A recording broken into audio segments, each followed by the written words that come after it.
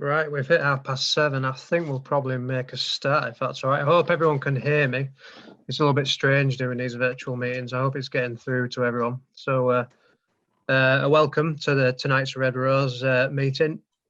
Hope you're all keeping safe and not flooding out everywhere. Just a little bit of housekeeping. If you've got any questions, you will see a little chat box at the bottom. If you just click on that, a text box will come up on the right hand side, and if you can just input your question there, and you can put it just to ourselves or put it to the group, and we'll try and address a few at the end. And if you can just make sure you're muted as well, just to keep background noise down for when James is talking. So introduce now speaker, James' husband. James grew up on a dairy farm in South Wales. He's 11 years working as a dairy vet.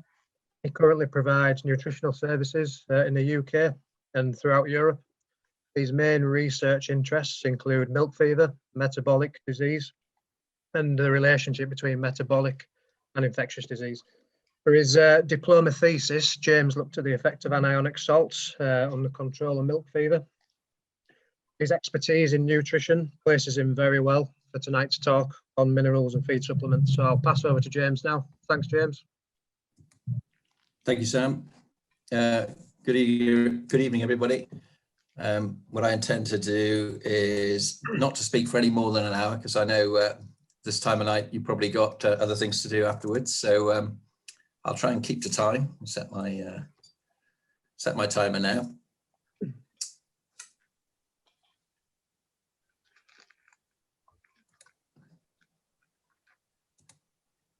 Okay, so this is the title of tonight's talk. So understanding the feed supplements and the mineral minefield.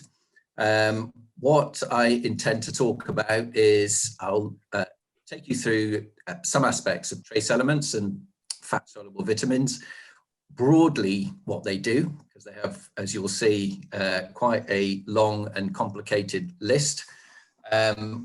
What is the current thinking about requirements for dairy cows, how we try and ensure adequacy, and potential animal-based testing that we can use. Then I'm going to take you on to a more specific area around the calving period, because this is an area where we know there is a big interaction between nutrition and immune dysfunction. I'll just have a look at how we can potentially counter this with nutritional strategies. And then I wanted to just run you through some of the products that you may see on the market and a little bit of the science behind those. So it's quite a whistle-stop tour to something that's quite complicated, but I'll try and take you through and be as practical as we can.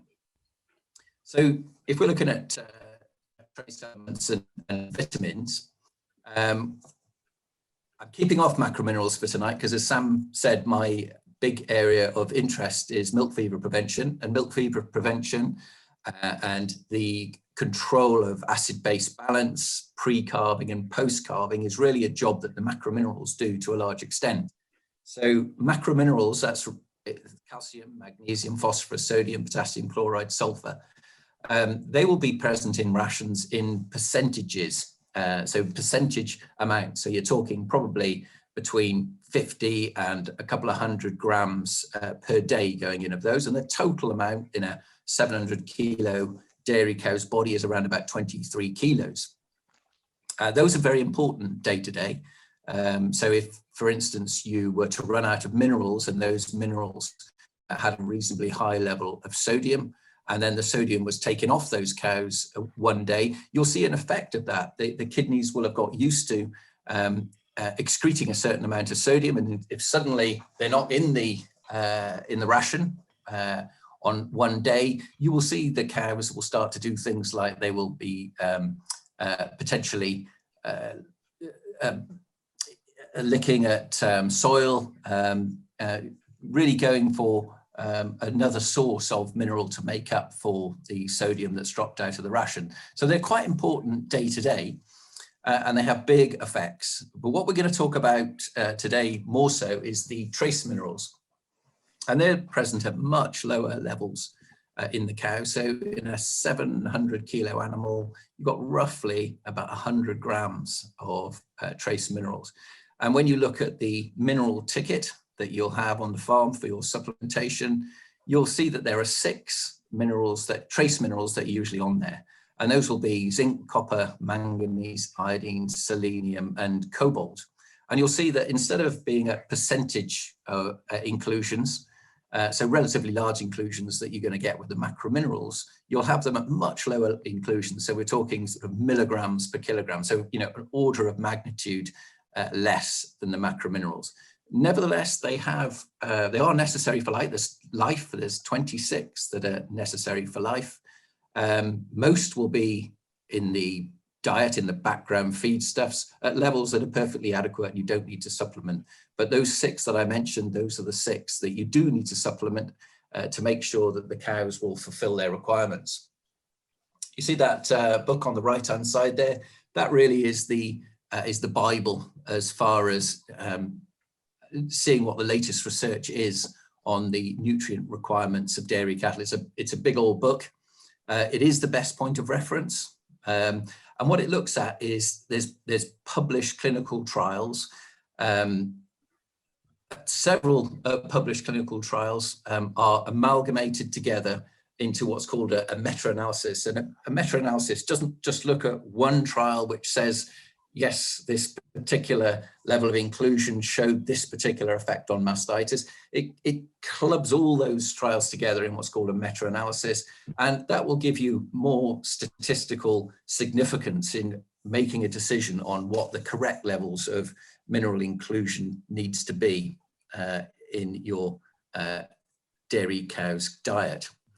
As you'll see, the National Research Council 2001 is getting quite old now. It's 20 years since it was last published, and there's been one due for ages, but pretty well we know what's going to be in it, because a lot of the speakers who come to speak at conferences are the authors of the NRC, and they will tell you what's going to come up in the next NRC. So pretty well we know what's going to be in the next one when it is eventually going to be published. And what I'll talk to you about tonight will really be what we're expecting to be in the next edition.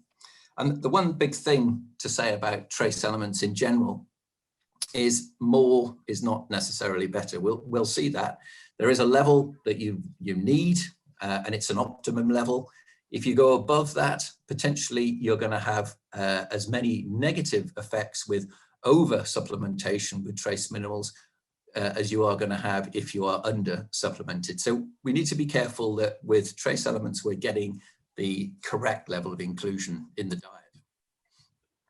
We'll also have a look at vitamins. And broadly speaking, there are 2 classes. There's the fat-soluble vitamins and there's the water-soluble vitamins.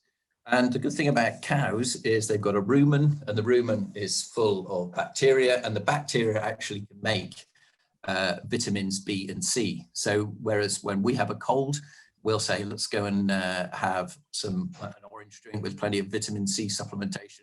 We don't need to do that to our cows because they produce their own vitamin C. They don't produce, though, the fat-soluble vitamins. So vitamins A, D, and E, we have to add to the ration, and we'll go through a little bit of that. And if you look at the functions of the vitamins, broadly speaking, they're very similar to the trace elements. So they're involved in all sorts of metabolic processes, immune cell function, which we'll come on to a little bit later, gene regulation, and they're important antioxidants. And again, we'll talk about that in the context of fresh cow problems and fresh cow disease. And when you look at trace elements and vitamins, you'll see an enormous array of biological processes that they're involved in. If you looked at what copper is involved in, or zinc, for instance, there's loads of enzymes that are completely dependent on having a supply of copper and zinc and all the other trace elements to function properly. That does make them a bit of a salesman's dream. For instance, if you look at one of the enzymes that copper is required for, an enzyme known as cytochrome oxidase, that's involved in energy metabolism. And if you ask a dairy farmer, do you have problems with energy metabolism in your cows? Of course you will, at certain times of the production cycle. Could it be an effect of copper deficiency? Potentially, but not usually the case. So, you know, it is a salesman's dream that there are so many things that they will do, but you have to look at it within the context of all the other things as well that could be affecting all the metabolic functions that your dairy herd has to carry out. So we'll talk about that in a little bit more detail. So when should you be suspicious of a potential trace element or vitamin deficiency? Well, if you look at the NRC, it says there subclinical deficiencies occur in which clinical signs of the deficiency are not evident, but performance or overall animal health is less than optimal. So you can often get clinical signs if you do have a subclinical deficiency. The signs are often really quite subtle. You may not see anything at all. But what you are seeing is the biological processes beneath the surface are not quite performing as they should. So it can be really quite difficult to unpick a subclinical deficiency from the clinical picture you're seeing. I would say from my experience with dairy herds in the UK that if you're feeding a normal spec of a mineral into your dairy cows, UK frank deficiencies are quite uncommon. We don't come across them very often. The time when you do perhaps see them is in heifers, heifers that have been out at grass for long periods prior to calving. Grass, as I'll show you, is deficient in certain trace elements, and potentially you can get issues in heifers, but in normally supplemented milking cows that are getting their minerals in through the cake or in a mineral spec that's provided in the TMR, deficiencies are not that common. We need to be able to check that they may not, they may be part of a clinical picture, but they're not terribly common in the UK. And the other point to say is they're very rarely a magic bullet. So if someone comes in saying, you know, if you increase the mineral supplementation level of this particular thing, and it's going to cause a huge effect, they're probably oversimplifying the problem. And, you know, you need to look at it. You need to make sure it is part of your diagnostic workup if you're seeing a problem, but it is unlikely on its own to be a magic bullet. I should say the picture on the right-hand side, I don't know if any of you know what that is, and that's a sign when actually a deficiency is showing very obvious clinical signs, which is, as I say, not often the case. That is actually a lamb in France that was in the Mastitis centrale, where there's very low levels of iodine, that's got goiter. And so the thyroid gland blows up enormously so that when any iodine does come along, it can utilize it. So it isn't very often that you see very obvious clinical signs like that with trace elements. The other thing to say is that the trace elements, the demand is not static. So if you look at the demands at certain stages during the production cycle, so typically the time when the demand is greater is just pre and post calving. So that time when the animals are about to calve, where we have got a much increased metabolic drain on the cows, the trace elements then are probably needed at slightly higher levels than later on in lactation, where metabolically the cows are not really under that much stress. So it's not a static thing. And at certain periods, because of the increased risk of oxidative stress, which is, as I'll come onto a little bit later, it is a stress related to increased metabolic function, which you see around the time of calving, and an increasing demand then for trace elements is something that we need to be aware of. So demand and supply is not a static thing. It's something that will vary at different stages during the production cycle. Okay, so if we look at how trace minerals are normally supplied, so we've got the, if we took the trace minerals, we're looking at the ones highlighted in brown there, so the copper, cobalt, selenium, iodine, zinc, and manganese. They're normally supplied based on, or they should be supplied based on what the level of the background trace minerals is in the diet. So all of the things that you're going to be feeding in the diet, so the forages, the cakes, the if you're feeding soya, rape, cereals, whatever, they all have a level of trace elements which you need to take into account before you're considering what the topper that is required to fulfill their the animal's demands. So the amount of supplementation is very dependent on the forage base, because if you think about what your cows are eating, the majority of the dry matter intake is going to be forages. So grass silage, maize silage, straw, whole crop silage, that is going to be the base upon which the ration is built. And I would say that, you know, if things are done properly, so if you get a trace element supplementation package that's based on the forages that you've got there, the cakes, the blends, everything else, it isn't always something that's done that accurately on farm. I find that, you know, people perhaps are not counting cow numbers that accurately, and sometimes, naturally enough, when you're talking about putting in 25 kilo sacks into a TMR, it tends to come down to, is that one bag or two? So, you know, things aren't always done on farm perhaps as accurately as they should be. If we just have a little bit more of a look at these base forages, which are so important as the main supplier of the trace elements in the background feedstuffs that we're feeding to the cows. So going from the left there, on the left we've got the macrominerals, so calcium, phosphorus, magnesium. We do usually need to supplement those, so calcium, phosphorus, magnesium. They're not far off. If you see the green line, that's the requirement for a dairy cow giving 35 litres. They're not too far away from fulfilling those requirements, but you do need to supplement with macrominerals. Apart from potassium there is over supplemented. It's just background level in forages is always higher than the requirement. So you never need to supplement with potassium. There's always sufficient there.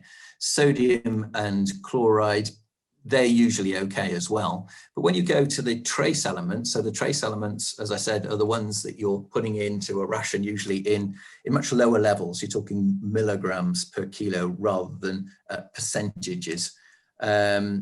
Starting with iron, there is a requirement for iron. It is something that all animals need, but the background level that you'll find in the forages will be sufficient to fulfill those requirements. So we never need to add iron to rations, because you can see there the height of the column, the red column there in the middle, it's fulfilling requirements by about 225%. So there's plenty there. Manganese is normally supplemented in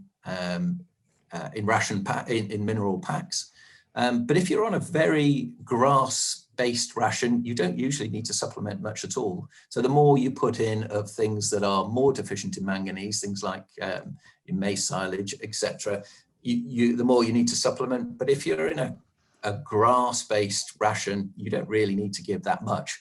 It's a different story then when you start talking about copper, zinc, cobalt, iodine, and selenium. So these ones along here, remember the 6 that we said you needed to supplement, those do require supplementation. So if you sent a herd of cows out to grass and they've been well supplemented with those trace elements over the winter, they will probably be okay for a bit, but you will find that there will be a steady diminution in their status for those. The reason it's quite a steady thing is because most of the trace elements are stored to some degree, either attached to blood proteins or they're sitting in the liver in the case of things like copper, or the kidneys, and they will slowly get depleted as day by day the requirements of the cow are greater than the supplementation rate. So you can see there, you do need to supplement while at grass to be able to keep those levels of trace elements where they need to be. Molybdenum is a trace element that cows, again, they do need it, but you never need to supplement with molybdenum because the levels you'll find in the background diet will always be high enough to fulfill requirements. If we look at the maize silage versus grass silage, what you see in general there, again, we're looking at the requirement there across the green dotted lines of a cow giving 35 litres. If you look at the grass on the left-hand side, they're closer to fulfilling the requirements on grass than they are on maize silage. So certainly on the macromineral side, the grass is not too far off where they need. You do need to supplement, but it's not too far away. If you look at maize silage, you know, if maize silage was your only form of forage, you need to give quite a lot of calcium, quite a lot of phosphorus, quite a lot of mag. And all the other things, so going to the right-hand side here, all the other levels of trace elements are all lower in maize silage than they are in grass silage. So you can see that the forage base that you're feeding is quite important for the amount of supplementation that is required. So if you've made up a mineral pack based on when you were feeding, say, 100% grass silage, and now you're feeding grass silage and maize silage, you need to reformulate that.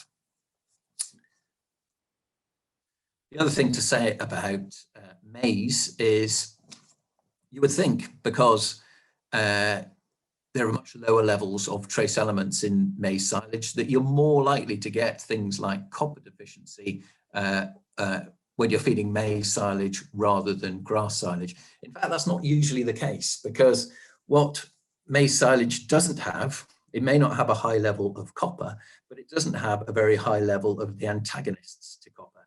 And when I say antagonists, when copper goes into the rumen, it's not necessarily taken up from the rumen, because there are certain other trace elements that can form a complex molecule that makes it not easily absorbed from the rumen. So the things that we have at lowish levels in maize silage would be molybdenum, and molybdenum is one of the main antagonists for copper, also iron and sulfur.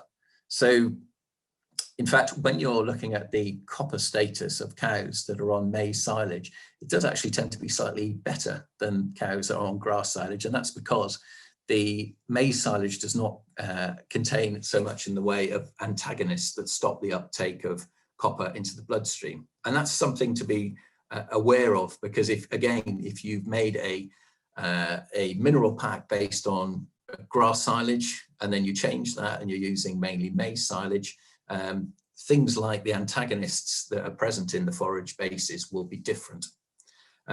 Copper, I think we're probably not quite so obsessed with copper as we were going back 10 years ago, which is a good thing, because there was the association that copper tie-up was responsible for all manner of fertility issues.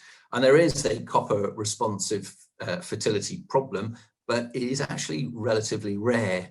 And it does require that these ratios I've got down here, it does require that the overall level of the antagonists relative to the amount of copper that's present in the ration are higher than these ratios that I've got. So you have to have a very high level of sulfur, pretty high level of iron, and a pretty high level of molybdenum to get really significant copper tie-up. And it's probably a problem that's been overstated in the past. And when we're looking now at whether we should be feeding more copper, we need to look at what the level of antagonism is in the ration. And it isn't really until you get to much higher ratios than that, so a lot more sulfur, iron and molybdenum, that we need to start worrying about giving higher levels of copper. And that's the case in certain feedstuffs like distillers grains. Distillers grains contain quite a lot of sulfur. Tiered pastures, I don't know if you have tiered pastures up where you are, but down in Somerset, the tiered pastures are the levels, the Somerset levels where you have very high levels of molybdenum, and very, very high levels of molybdenum. And those, you really do get a situation where the molybdenum copper ratio is so high that the copper is tied up. But on the whole, you don't need to supplement cows with copper more than about, well, certainly 15 to 20 milligrams per kilo. And until about 5 years ago, when people were feeding significantly more than that, we very often came across copper toxicity issues, where animals were fed sometimes 30, 40 milligrams per kilogram of copper.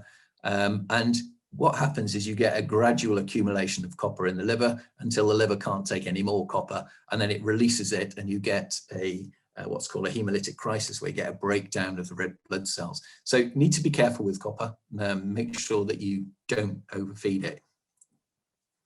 And I would say actually that is a more significant effect in young calves. The rumen does have a protective effect against copper toxicity in young calves. When the rumen isn't yet functional, you've got to be careful the amount of copper that you feed to them. So I want to take you through a very quick and very basic case study. This is something I just want to draw out the point that we can rationalize mineral supplementation to herds. We don't need to maximize it. We need to sort of rationalize it to make sure that we're giving the right levels. And this was a mastitis problem herd. And it was one of those things where it was a complicated mastitis problem. People who are way better in mastitis workups than me had a look at the herd, and they just wanted to cover off that it wasn't something related to trace elements. So just the approach that we take in all these things is that you must have the grass silage mineral analysis, because the grass silage minerals will change far more than maize silage. So must have grass silage mineral analysis done. On the whole, we will take, for maize silage and whole crop and straw, we'll tend to take standard values because they don't really vary very much, but the grass silage does. You then take the levels that are in the concentrates, and you take the levels that are in the blends, and if they're on a borehole, just to have a look to see whether the borehole analysis is roughly right, and put it into the rationing program to make sure that levels of trace elements or antagonists to trace elements are not going to be at dangerous levels. So on the right there's just an example of the forage analysis, and we do need that grass forage analysis, as I say.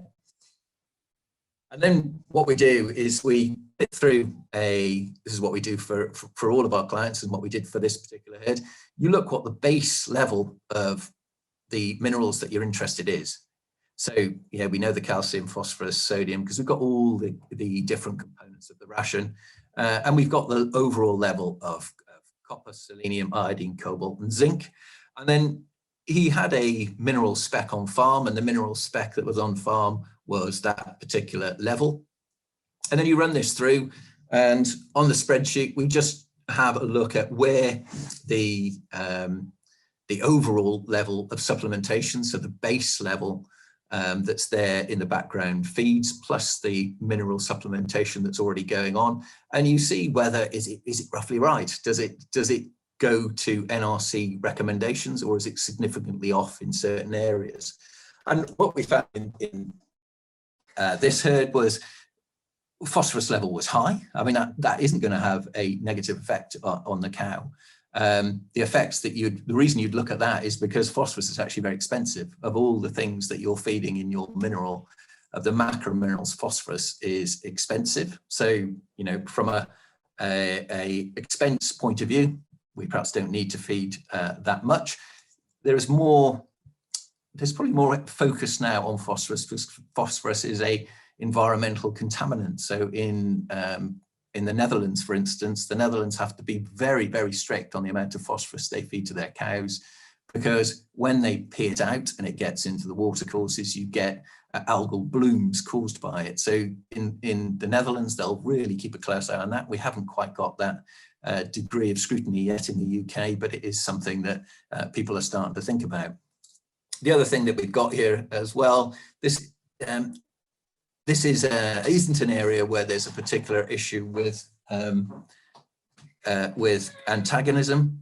And we've got a level of copper here that's 25 milligrams per kilo. That's not going to cause a cow to keel over anytime soon, but it's an accumulation potential in the liver, and it's something that you would drop back because it's just not necessary. So, and what we did find, this was a herd, as I say, that had an issue with environmental mastitis. We did find that vitamin E levels were at the low end of the spectrum. So 400 international units of vitamin E is something that you consider now on NRC recommendations to be too low. and it does potentially have an effect on immunity. So what you can do here is just say, well, let's spec something that is close to much closer to NRC recommendations. You do that, you send it off then, and you see what the price is. And again, what we're trying to do here, we're trying to rationalize the mineral supplementation. We're not saying if we feed more of anything, it's going to make it make a problem better, but we're trying to say, overall, are we feeding too much of one thing and not enough of another? And if we rationalize it a bit, can we spend the same amount of money or a bit less? And we can potentially improve this situation. So what we tend to do is just, we deal with companies where we know they source decent raw materials. So certain macrominerals, if you buy things like calcine magnesite from, I think there's certain companies that buy them in from China that are relatively low availability of the minerals. So you need to know that you're dealing with companies that do source decent raw materials, so you can be fairly confident that what they provide as a spec is going to be high quality. And we tend to treat mineral specs really as a commodity. It's not something that should have massive amounts of added value and cost. You go to NRC recommendations, you rationalize it, and you really try and maximize the effectiveness of the mineral that you are using, and do it at the best possible price that you can get it at. Now, I'd like to say that changing the mineral over in this herd of cows suddenly make the mastitis stop, and it didn't. But it was one of those things with all these problems that are quite complicated problems, and mastitis usually is quite a complicated problem. You want to count out the effects of things like trace minerals, maximize what you can to NRC recommendations, and in this case, vitamin E, feeding a bit more. There is plenty of literature showing that feeding more vitamin E can actually decrease the level of infectious diseases. And it may well work through that we do see lower levels of infectious disease from it, but it's part of the solution. It isn't the silver bullet that does everything. Okay, so what we'll come on to now is ingestion. Ingestion is not the same as absorption. So I've already touched on this really. The idea that we know on paper what we should be putting into the cow. We have tried to make sure that what we're putting into the cow is accurate. So we've taken into account the forages, all the raw materials that are there in the ration. We've tried to be accurate and make sure that we've got the supplementation correct every day, but that really doesn't guarantee you adequacy. And that's because ruminants have a rumen, and ruminants are quite complicated things. So if you're feeding a monogastric, so in pigs and poultry, you haven't got your rumen there, and you pretty well know that you put in certain levels of trace elements and they will be absorbed. Because things have to go through a rumen, and you get this antagonism that we've already talked about with copper and that effect on maize silage, where there's lower levels of antagonists, you can actually get big differences in the bioavailability. So this is a diagram that was published back in 2003, looking at the significant interactions between certain trace elements. And there's a few take-home messages here. One thing would be, again, what I said at the beginning, that if you're feeding, some is good, more is not necessarily better.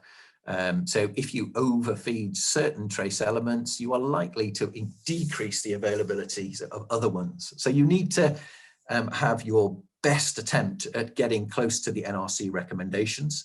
But there still are potentially complications which can lead to lower levels of uptake than you'd expect, and potentially even an inadequate level in the bloodstream. And the main antagonisms that you'll see from that diagram is that if you overfeed zinc, that can decrease your availability of calcium and iron. Copper has got a complicated relationship with molybdenum, sulfur and iron. Manganese, if you oversupplement that, you can decrease the availability of calcium and phosphorus. And the same is true for selenium and sulfur. So there are complicated antagonisms. We can certainly, and we should always do our best to be able to make sure that the inputs are as accurately as we can close to the NRC recommendations. But that's as good as we can do without animal-based measures to see what the adequacy level is like in the animal itself. If we look at typical mineral absorptions in adult ruminants, you'll probably come across chelated organic minerals. So chelated minerals means that you attach an organic molecule to them, and that does increase their absorption. It usually increases it by 20 to 30%, but this doesn't really bypass all the potential tie-up issues. So it can help with the availability, with the uptake. It probably increases it by 20 to 30%. It tends to cost 20 to 30% or more than standard minerals. It can help, but it may not be the total answer. There is an argument for using additional supplementation above NRC at times of greater oxidative stress. So we'll come to that when we're talking about parturition. So at parturitions, when the cows are calving, you do have a greater oxidative stress, and there's certain trace elements then that you can feed at slightly higher rates. And potentially this is something that you may come across in the next year or so, because I know they're trying to break the UK market, but there's a company in the States that will provide injections of 4 trace elements that they're saying if you inject something, you obviously get past the rumen because you're injecting under the skin. That gets past the rumen, so you don't have the problem with rumen tie-up. And this particular company is selling a product called Multimin, and their idea is that if you are injecting something at times of increased oxidative stress and times where you've got increased requirements for minerals, and you're not then having the problem with that mineral having to go through the rumen, potentially being tied up, then their argument is that, okay, you're going to get better uptake of those particular trace elements at the times when the cows need them most. So there is some science behind chelated minerals and also injections, and that's the reason that they tend to be pushed, that there is this issue potentially with tie-up of trace elements in the rumen. If we wanted to know definitively that, you know, we tried to get the right level of minerals into these cows, we've tried to fulfill NRC recommendations, but we're looking to say, well, you know, are we actually getting adequacy in these cows? Animal-based testing is something that you can do. It is not, again, without its difficulties. And one of the big things is which animals do you test and when do you test them?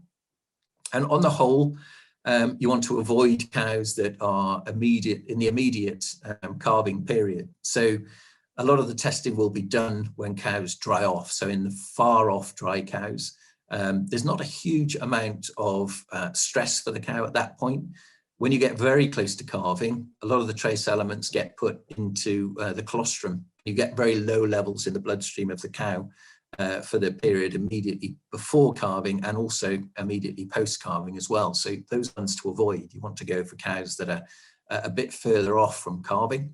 So you can certainly do blood samples, and you can see whether that is going to show you whether the cows, despite perhaps being supplemented to the right level, are actually adequately supplemented. You also, although I don't tend to do this very much at all, actually, the liver sampling. Liver sampling's done quite a lot in New Zealand, and they will be doing it routinely to be able to check for things like copper and selenium and cobalt. We tend not to do it very much in the UK because of, I think it's just a sort of considered quite an invasive process. You have to push the liver biopsy through the diaphragm of the cow into the liver, and it's something that perhaps we don't have that much of a stomach for in the UK. I'm not quite sure culturally why we don't do it, but we don't do a lot of liver sampling in the UK.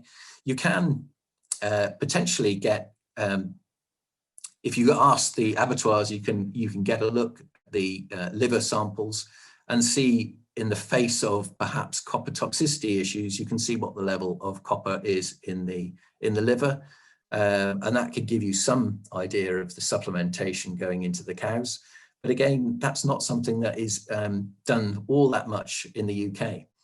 One of the things that we've started to have a look at, and it's very much in its infancy, but it's something that I've seen in the Netherlands quite a bit, is bulk milk sampling.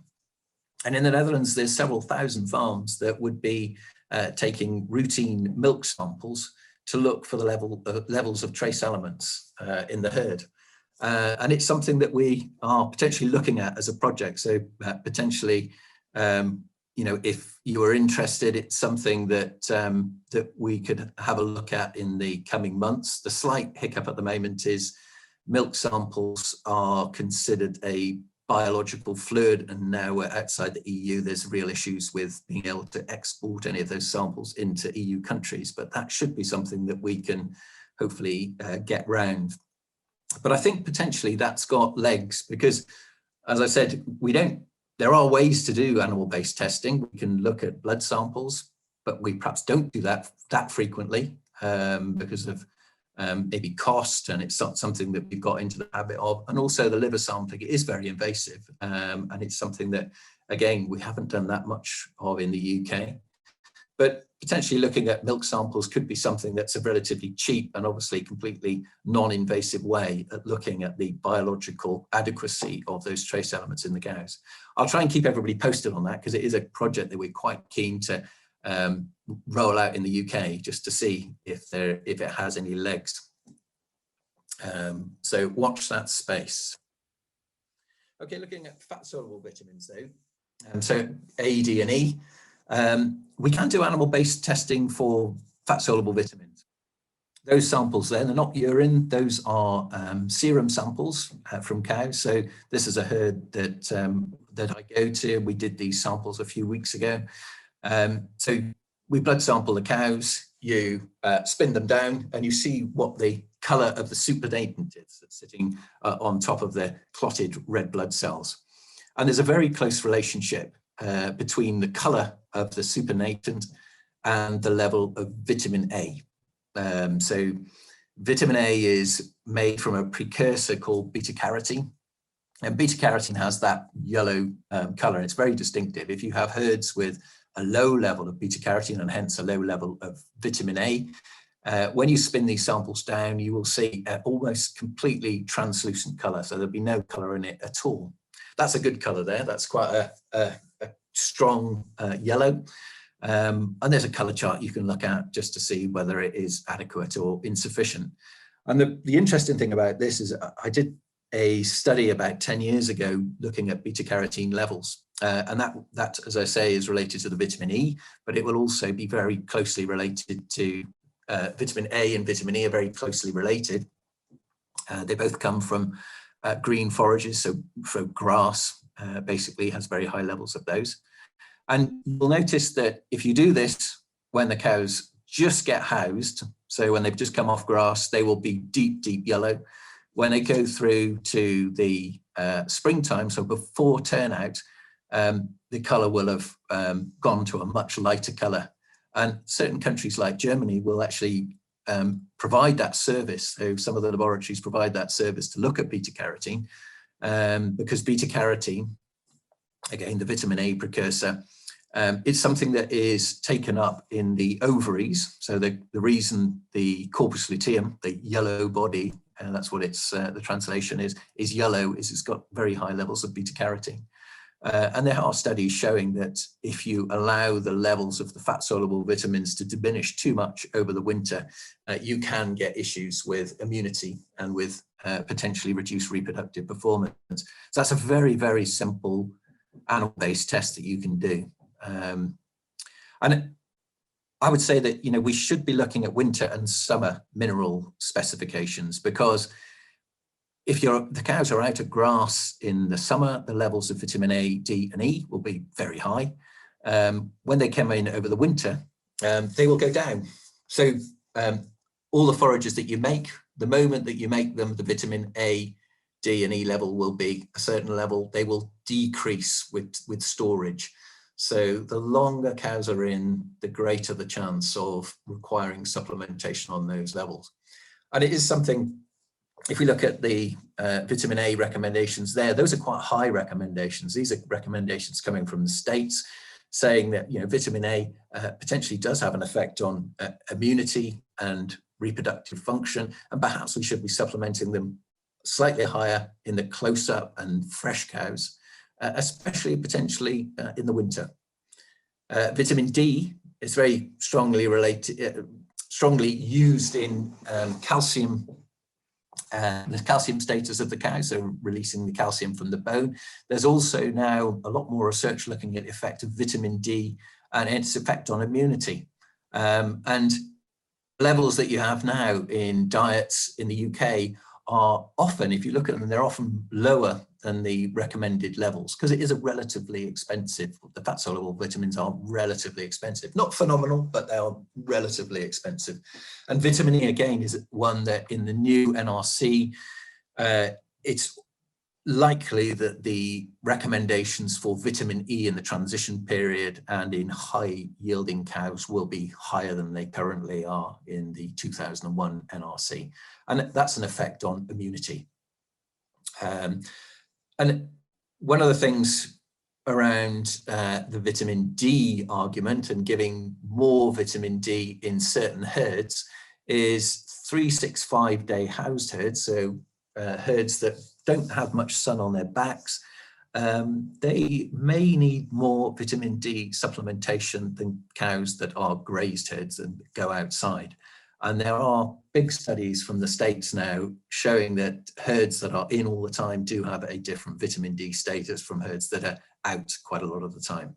So you need to be aware that, you know, you don't need to spend a fortune on this, but if you're going to spend money on it, spend more money in the winter and less money on the summer. Okay, so I'm just going to move on now and finish off with the Periparturient period. So we know around time of calving, there's huge metabolic and endocrinological, so hormonal changes and big changes in nutritional demands. And that accounts for energy, protein, minerals, and vitamins. All of their requirements change around the time of calving. If we look then at when disease tends to occur, so with cattle health, the time around calving is not great for disease. You tend to get 75% of recorded diseases in the first month of lactation. And this idea now of dysfunctional immunity, so where you get a lowered immune response, that will last for several weeks after calving. And increasingly now we're saying that you can't separate metabolic and infectious disease. There's common causes of both of them and very strong interactions between the two. And what we know around calving is that there is an increased metabolic activity. So all these metabolic processes of fat mobilization, use of protein, energy requirements, they all increase the oxidative stress on the cows.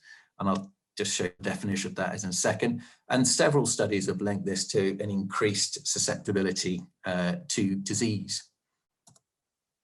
So again, one of these charts that has arrows going everywhere, but basically showing that if you're looking at negative energy balance, which you will get around the time of calving, inevitably the cow will go into negative energy balance.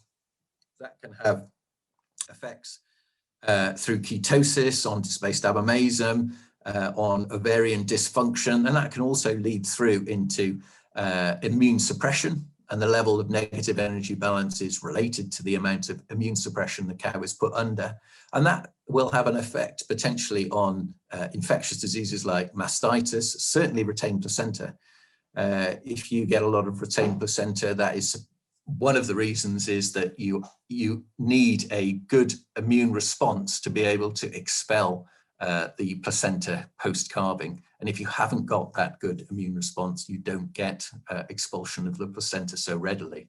So all these processes are very strongly linked, and there is more so now not thought to be such a classification of you've got metabolic diseases and you've got infectious diseases, and they are separate. more people now think that metabolic and infectious diseases run into each other. So if you have an adverse metabolic state, you are much more likely to have an increased chance of infectious disease. I'm not going to go on this slide too much because I know it's a slightly complicated one, but it's basically showing that around the time of calving, we've got fat reserves. These fat reserves are mobilized because of the high demand for energy.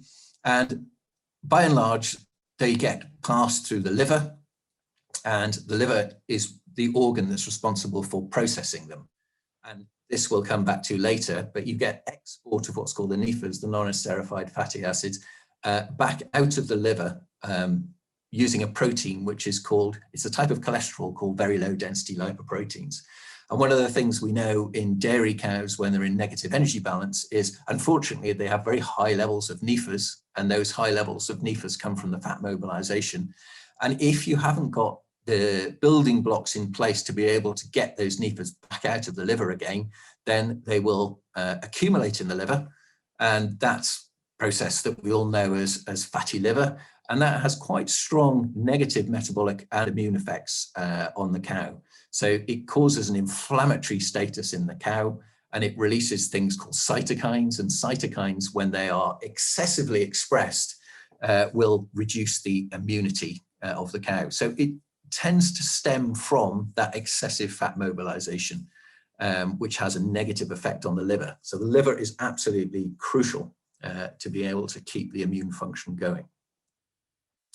So this is what now it's a term that's being coined more and more these days, and used, this idea of a metabolic stress triad. So let's start here, start with excessive fat mobilization. So around the time of calving, if it's excessive, you get this inflammatory status, and this inflammatory status releases certain things that have a negative effect on immunity. So it leads to this excessive inflammatory response and what's called an immune dysregulation. So a down grading of the immune response.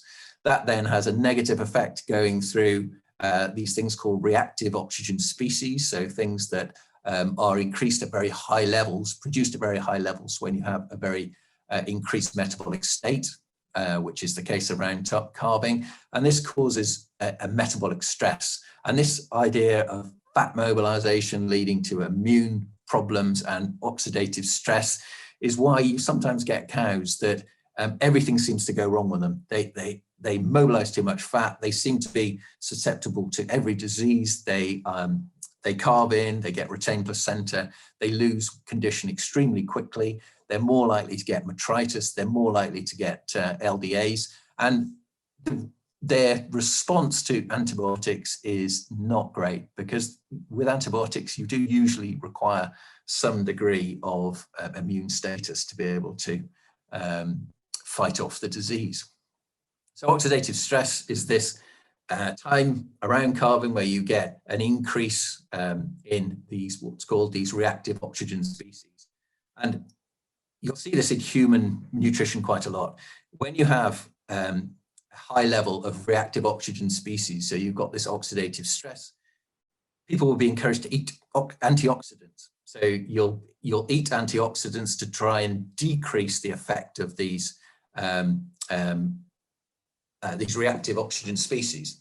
So things like alpha tocopherol, so we're talking vitamin E, vitamin A, selenium, copper, all those things potentially are going to have a positive effect around the time of calving. So they need to be supplemented at the correct levels. This is also being shown to have an effect on reproductive function. So after calving, uterine diseases are much more common in those cows that have had an excessive degree of fat mobilization and setting up of these reactive oxygen species and this oxidative stress. So that the OS there refers to the oxidative stress. And the oxidative stress will make chances of ovarian disease, reduced reproductive function much higher.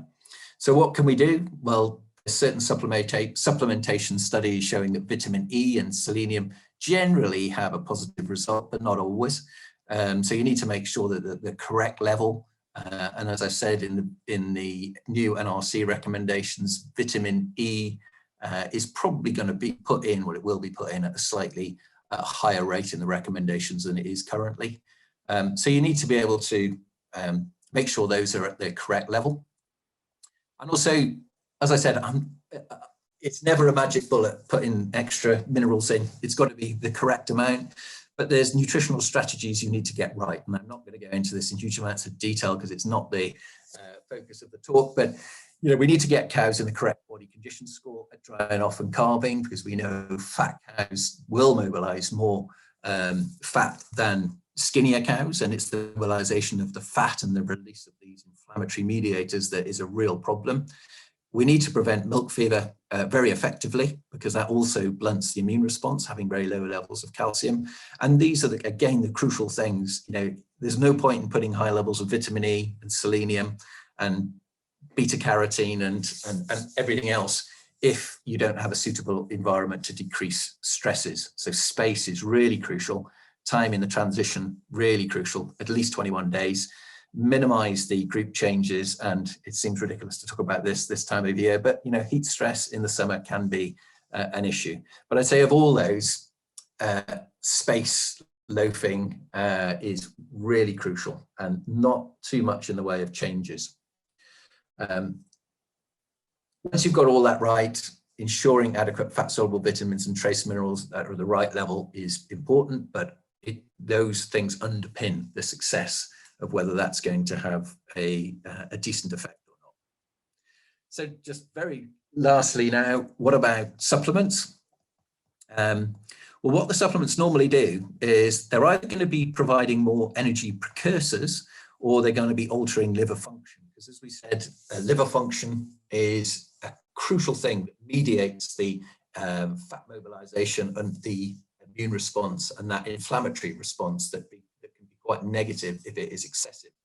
So the energy precursors, we can feed things like propylene glycol, and I'll show you a study on that in a second, and calcium propionate. Those two are things that provide specific glucose precursors, and also kextone. Kextone you may not think as being an energy precursor per se, but it is, because what it's doing is you're putting kextone, which is releasing menensin into the rumen. The menensin is then shifting the bacteria in the rumen to produce more in the way of propionic acid. And propionic acid is something that the cows can feed more effectively into the production of glucose, which is what they're very, very short of at the time of calving. So all these things, propylene glycol, calcium propionate, and kextone, what they're trying to do is to improve the production of propionic acid in the rumen, and that will feed into the production of glucose and hopefully help to shut down this mobilization of fat reserves, or the excessive mobilization. A certain amount is inevitable. You can't stop it, but you want to make sure it is as low as you can get it. And the second thing is they're altering the liver function. So as we said, we got these NEFAs, we got to get them out of the liver. And I was very bad at that in early lactation, especially when they're over fat. And what we're trying to do is to give the precursors to the cow that can export that fat out of the liver again. So this is a study looking at propylene glycol, which again is one of those energy precursors. And the outcome of this study basically was, it was a big study. They had cows that they were testing for ketones straight after calving, ketones being an indicator of the energy status of the cows. And if the ketones were high, they either did nothing, so those are the control cows, or they gave them propylene glycol at 300 milliliters a day. And the ones that had propylene glycol at 300 milliliters a day, they were 1.6 times less likely to get displaced abomasums than the ones that were just left on their own. So as far as decreasing the incidence of metabolic disease, if you are getting cows post-calving that look like they are mobilizing too much fat, strategic testing with some of those, strategic dosing of some of those cows with propylene glycol can certainly help to decrease the risk of other knock-on metabolic diseases.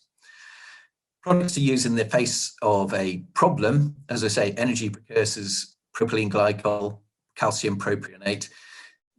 B vitamins, one of the things that increases the production of very low density lipoproteins. So those are the types of cholesterol that export fat out of the liver. Choline is a very, very well researched molecule. So choline, I would say the quality of research on that is good, and there's plenty of evidence that if you are seeing problems with excessive fat mobilization, DAs, skinny cows straight after calving, in the face of a problem like that, putting choline in the ration pre-calving to get 15 grams a day in is actually a good idea. The same would be true of adding methionine in. And methionine, how methionine works, it's an amino acid that if you feed it at certain levels prior to calving, it again increases the production of those very low density lipoproteins. And that will help the export of fat out of the liver.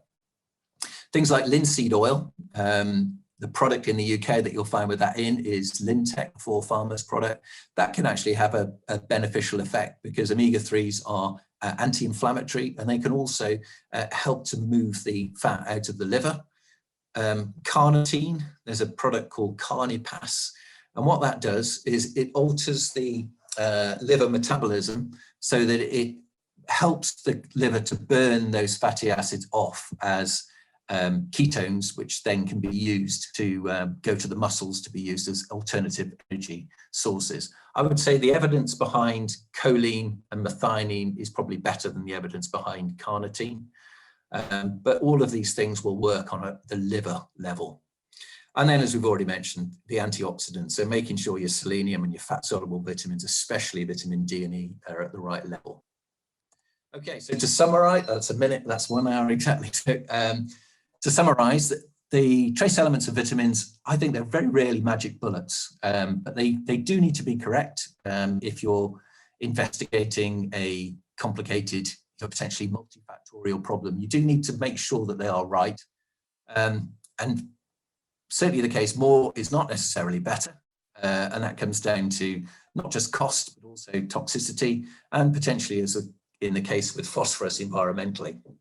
We probably do need better animal-based measures for adequacy, because we try and do the right inputs equal outputs by saying, we'll find out exactly what's going in and we'll see what the requirements are, but we've got that rumen in the way, which can cause us problems to know whether those trace elements have been taken up properly. And the demand for trace elements is not constant. So calving certainly blunts the immune response. And I think there are things like vitamin E, selenium that we need to make sure are at the correct level, especially in those times around calving, where they're going to be used much more aggressively to be able to counter that antioxidant problem. But we certainly need to make sure that the management of the cows is correct to be able to decrease that fat mobilization. So all those things around space, stress, etc., is all really important to make sure that we haven't got such a serious level of fat mobilization that we're looking for all sorts of miracle cures to get ourselves out of it. And the evidence for strategic use of certain products is quite good. I would say Monensin, which is the Keckstone, the evidence behind that is good. And that is, as I say, a way of getting higher energy precursors to the cow. And also probably the ones that have the greatest legs would be choline and methionine. And the function of those is to be able to get that fat out of the liver in that crucial time post-calving. Okay, that was very much a whistle-stop tour. Thank you for your attention. And if there's any questions on any of that, I'm more than happy to take them. Brilliant. Thanks a lot, James. Brilliant timing as well. You know, bang on an hour. Brilliant. Yeah, really interesting talk. As a practice, you know, you've sort of really exposed, you know, an area to look at from a veterinary point of view, just given the implications with health and production on farm. So if anyone's interested, we'd be very keen to have a look where your herd's at. There's a bit of an investigation. We just had one question, James. Blanket treatment of propylene glycol. in early lactation? Cost benefit? Would it be something you would recommend? Yeah. That's a very good question, and there's loads of all the things that are cheap, and propylene glycol is pretty cheap because it's a commodity. You can buy it in big 50-litre and bigger drums. It's relatively cheap if you don't get a branded product, and there are plenty of studies like the one I showed you there that interventions can be very effective at reducing the incidence of metabolic diseases like DAs. However, it seems to work best if you strategically dose it as a pulse. And the reason is that if you give propylene glycol as a pulse, you actually cause an insulin release. And the insulin release is what you're after. So the metabolic beneficial effects of an insulin release are what you're after.